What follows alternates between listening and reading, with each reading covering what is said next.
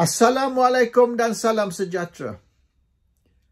Mengikut UMNO, beberapa pemimpin dari Perikatan Nasional termasuk Presiden Parti PAS dan Presiden Parti Bersatu akan dimasukkan ke dalam penjara berkait dengan kes rasuah.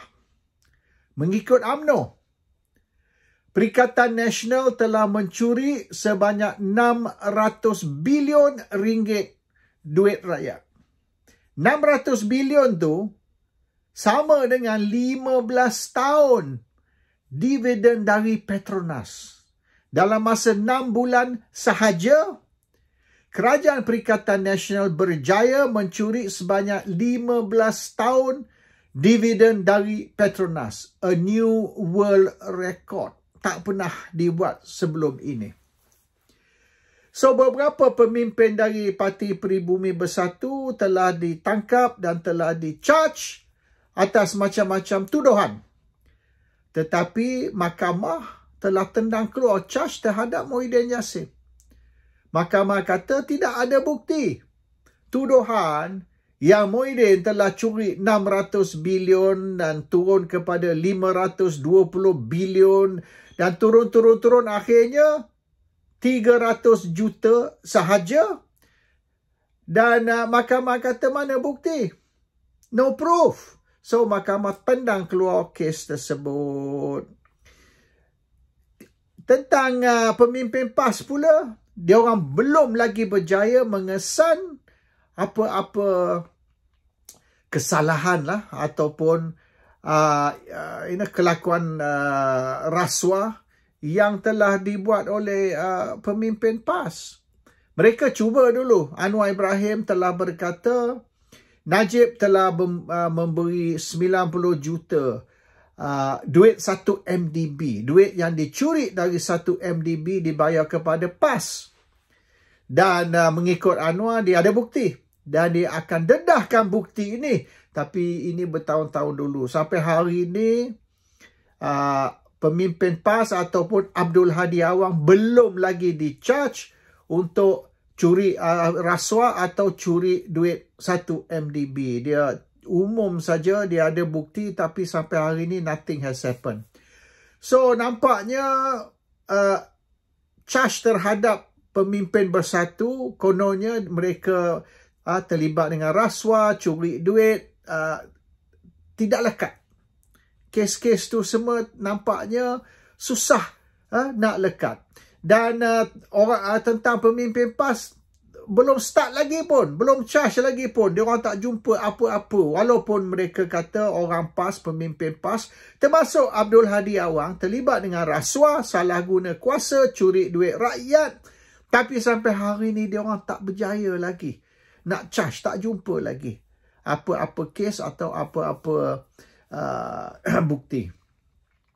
So sekarang ni dia nak charge Hadi tentang kes hasutan under Sedition Act. Dia orang tak dapat nak charge Hadi, Abdul Hadi Awang dalam kes rasuah ataupun salah guna kuasa ataupun curi duit. Jadi mereka nak cuba taktik lain. Mereka nak guna akta hasutan, nak charge Hadi tentang komen-komen dia. Sebagai Presiden Parti dan sebagai ahli Parlimen, menjadi tanggungjawab Hadi yang sebenarnya untuk memberi pandangan, memberi teguran. Pandangan dan teguran, ini tanggungjawab. Jadi apabila mengundi untuk Tok Guru Abdul Hadi Awang untuk menjadi ahli Parlimen, mewakili pengundi, maknanya pengundi naklah suruh Hadi ni bersuara. Kalau tidak, buat apa undi untuk Hadi kalau dia nak pergi Parlimen dan tidur? Dia kenalah pergi Parlimen ataupun mana-mana sekalipun dan dia bangkitkan isu penyelewengan, salah guna kuasa, apa-apa kemungkaran yang berlaku. Dan bukan saja sebagai ahli Parlimen, sebagai orang Islam. Sebab Islam mewajibkan amar ma'ruf nahi mungkar. Kalau ada kemungkaran, kita kena tegur. Ini Islam kata, bukan saya kata. Kalau maknanya Salah Islam, salahlah saya. Tapi saya rasa Islam tak salah dah. Betul dah. Amar ma'ruf nahi munkar tu wajib bagi orang Islam. Jadi, Tok Guru Abdul Hadi Awang bukan saja melaksanakan tanggungjawab sebagai ahli parlimen yang telah diamanahkan oleh pengundi, tapi juga sebagai orang Islam. Lebih-lebih lagi, apabila Tok Guru Abdul Hadi ni bertaraf ulama'. Takkanlah orang macam Hadi ni, pemimpin parti, ahli parlimen, presiden PAS, Tok Guru, ulama' dan sebagainya, dia takut. Takut nak bersuara. Kalau macam tu, jangan jadi ulama', jangan jadi Tok Guru, jangan jadi ahli parlimen, jangan jadi presiden parti. Duduk diam-diam kat rumah main dengan cucu.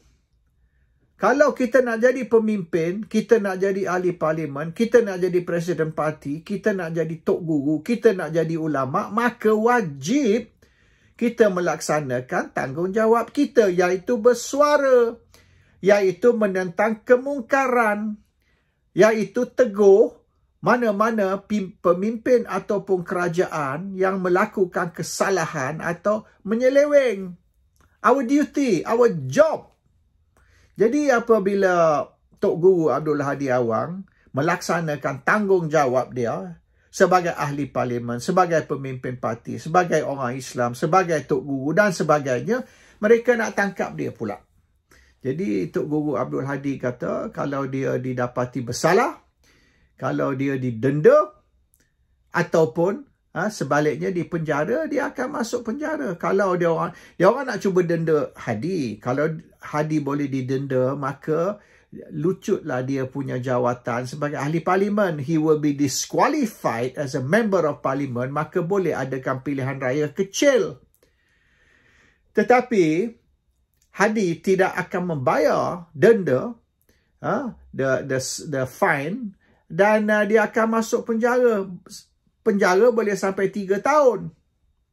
Jadi kalau sekira Hadi di penjara, walaupun dia orang tak penjara 3 tahun lah, kata dia bagi dia setahun penjara atau 6 bulan penjara misalnya, Hadi akan masuk.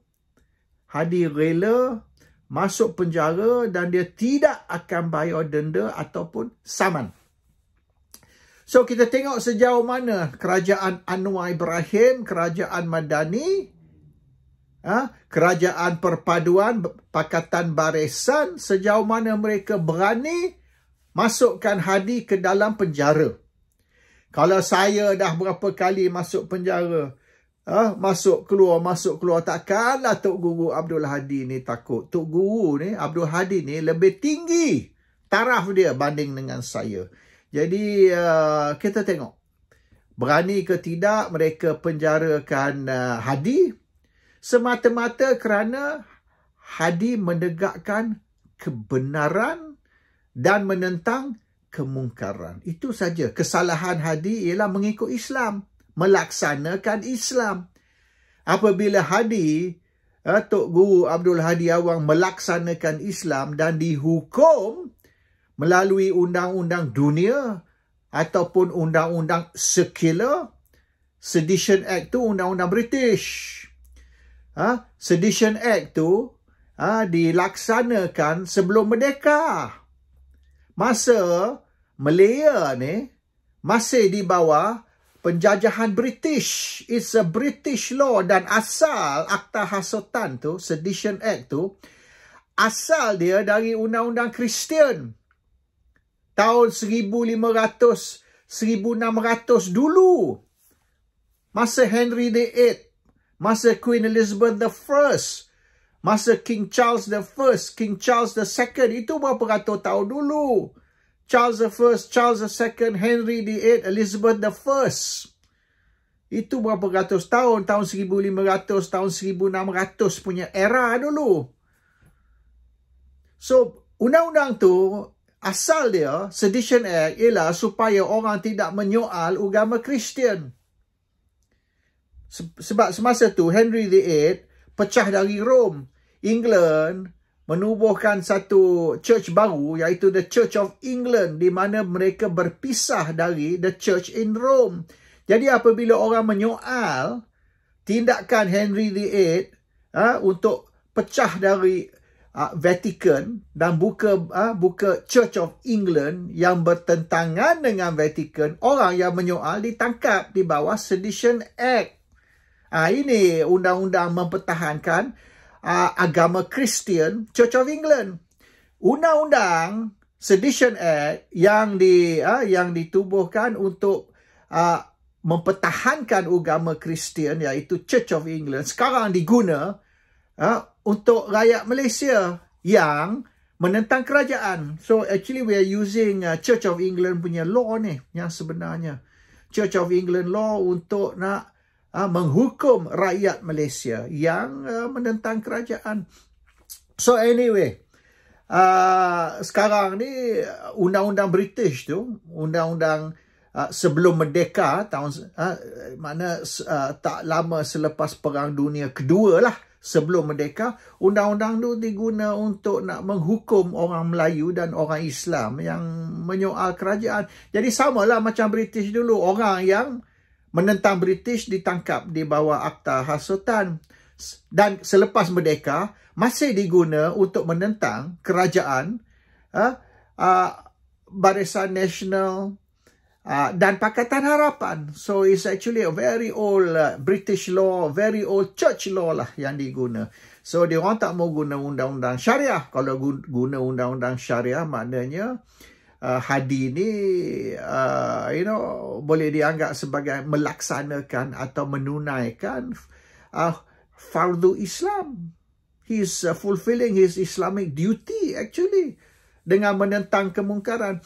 Anyway, dia orang nak guna undang-undang church ni lah, undang-undang Kristian atau undang-undang British dulu tahun 1948 punya undang-undang untuk nak hukum Hadi. Dan Hadi akan masuk ke penjara. Dia rela, dia tidak akan bayar saman, dia tidak akan bayar denda. Dia akan pilih untuk masuk penjara. Biar 6 bulan ke, setahun ke, atau maksimum 3 tahun, Hadi akan masuk. Dan kita tengok sejauh mana Anwar Ibrahim dan kerajaan Anwar Ibrahim berani mempenjarakan Abdul Hadi Awang. Dia tak boleh nak kenakan Hadi tentang kes rasuah, kes salah guna kuasa, kes curi duit rakyat.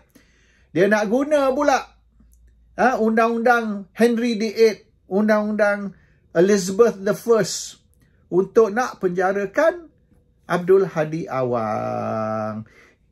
So kita cabarlah, in fact, Anwar Ibrahim to do the worst, and we will see berani ke tidak dia melaksanakan dia punya ugutan bahawasanya pemimpin-pemimpin Parti Pribumi Bersatu dan pemimpin PAS akan dimasukkan ke dalam penjara. Assalamualaikum, salam sejahtera.